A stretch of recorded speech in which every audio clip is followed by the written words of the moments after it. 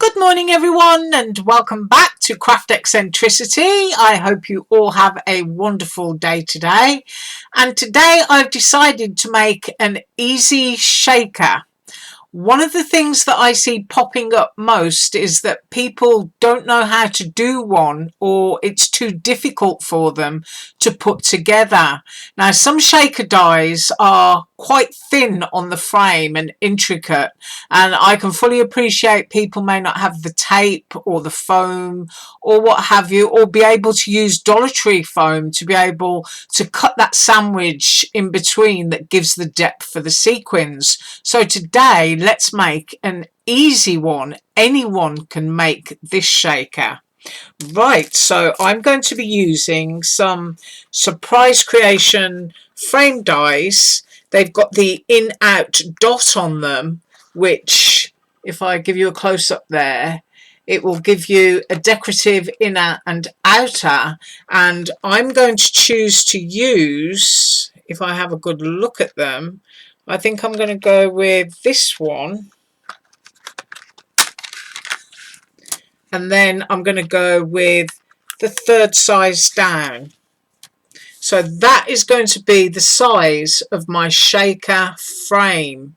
Now I'll measure that one for you. I don't know if you've got this set of dies or not. First of all, I'll do a quick measure on these, and it's 4.5 by 5.5. Those are the cut lines, but the size of my shaker using the large die, and I'm going cut line to cut line, is going to be fraction over 3.5 inches by, let's look at that, a fraction over 2.25 inches.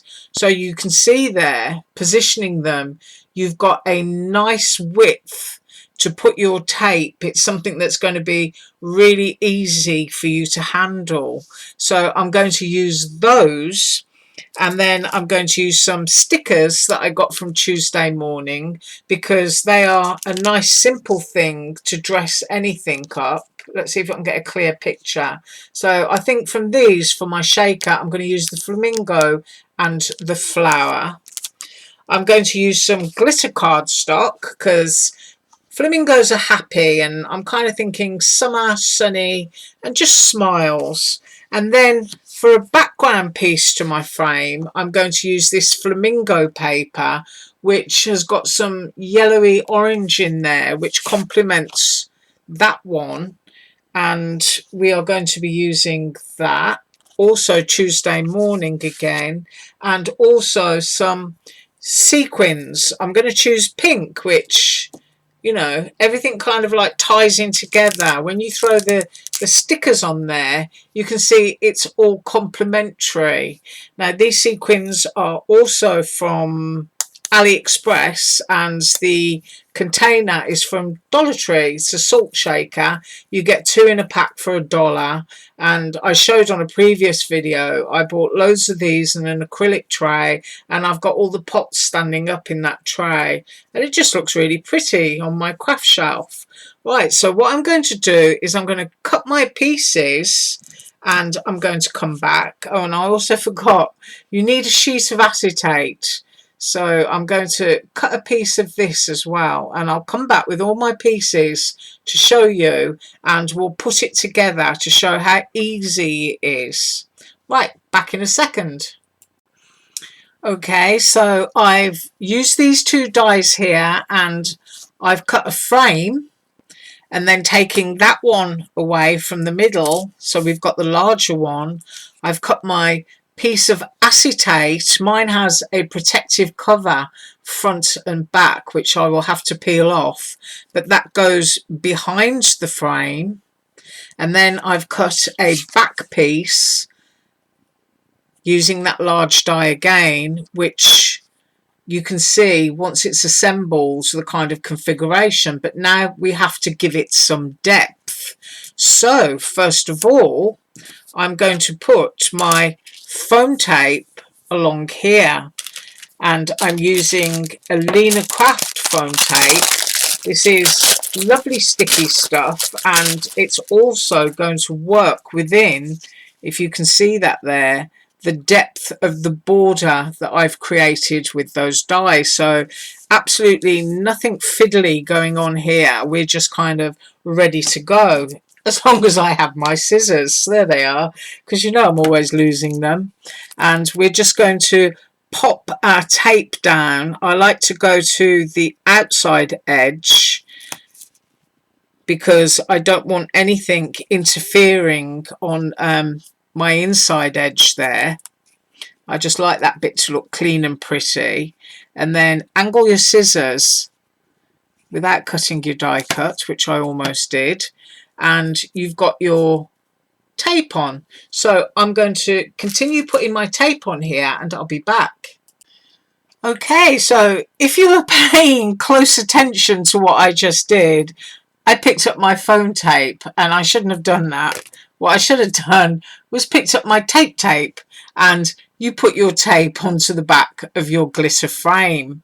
Once you've done that, you're able to stick down your acetate. Now, because mine has a protective backing and this stuff can be incredibly fiddly to peel, I'm going to try and peel it now. Can you see that? So that you've got that lovely clean acetate underneath with no bits on it. That is until I get my fingers all over it. Sometimes that just it can't be helped, but I'm scratching carefully at the corner here, trying to release that. I mean, this really is lovely sturdy acetate and it's used for making windows in dolls' houses. There we go. So you can see that. You can see my camera reflected. It's lovely and clean and shiny. May not remain that way for long, but now I'm going to peel the back of my tape off just to show you how I do this.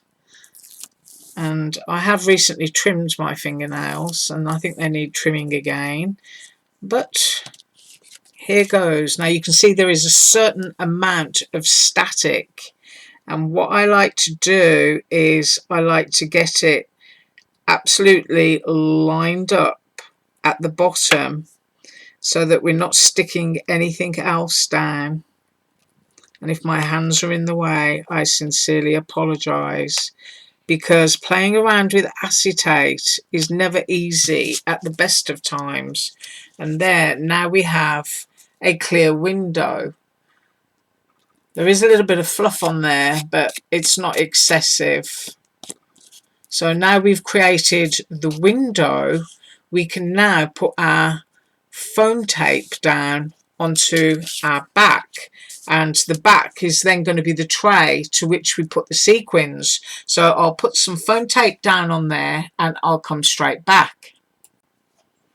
Okay, so I've got the tape on there, and as you can see, you have a certain amount of depth. Now, if you wanted that to be deeper, you would go over the top again with another strip of tape, and of course it would make it twice as deep. I just want to put just a little bit of filling in there because I want to make mine into a tag. If I was going to do a card, then I tend to make it chunkier so it's more special. But for a tag for a bag, I usually make the bag nice anyway. So this is just a little extra. So now I'm going to pull the backs off my tape. People tend to do this different ways. Some people leave the tape on and put the sequins in. I kind of do it the other way around. Because then I think if I'm having a disaster with my sequins, I'm dealing with it right away. Okay, so just a few. Remember, sequins are static. And I still want to be able to see my flamingos in there. So I'm just going to spread those around so that I can, if you like, put the lid on. So I didn't have any accidents up to the tape lines. And here is the window that will go on there. I'm just going to spin that around because I always like to start at the bottom. Now remember, acetate is static, sequins are static, and this is where a lot of people, including myself, can begin to run into problems. So you need to get it on as straight as possible. And there, did you see them start to lift? But you've got plenty in there, and it does shake, even though I'm sending my camera blurred. But you can see the flamingos, you can see sequins, you've got a lovely sparkly frame. And before I do anything else, I'm just going to grab my crocodile and I'm going to pop a hole into the corner. Hang on, I'll be straight back. So I've got my crocodile, here it is, won't all fit into the camera, and I'm just going to position it so that I can put a hole basically where I want one, and it's going to be there, and I'm just going to crush that down, and you can see I've popped a hole into the corner there that has gone straight the way through. Now there's the little piece that popped out, and into there I'm going to use some of my Aliexpress twine. This is actually bright pink, which isn't showing correctly on the camera, but I'm going to thread that through and I'll come straight back.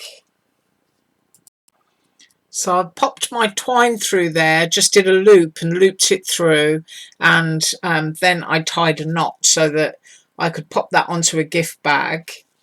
And now the only thing needed to finish it is our stickers. So I'm going to grab these out of here. These are the ones, as I said, that I got from Tuesday morning, and I don't think personally that Pebble stickers are particularly cheap. There's a little bit of fluff on that one. They're $1.99 for 4, so they're 50 cents each. And my flamingo one, I want to pop right down here, and that's going to go onto there. So you can see that. So you've got even more sparkles, and then up towards here, offset, I'm going to pop that little flower. So you've got like little shakers on top of shakers, and I'm going to decide which way round, and I think I like it that way. So there you have it, a great little shaker to pop onto a gift bag that's really, really easy. You've got a nice wide frame for foam tape so that you can handle it. Make sure you've got your stickers ready. Any sort of stickers will do. They don't have to be super expensive ones, but just a little decorative element, and that will go on a nice summer birthday bag. I hope you enjoyed that little tutorial and that it wasn't too confusing. You have a wonderful day. As usual, all links below, and I don't know what I'm going to be back with tomorrow either, so just show up and have some fun. Bye.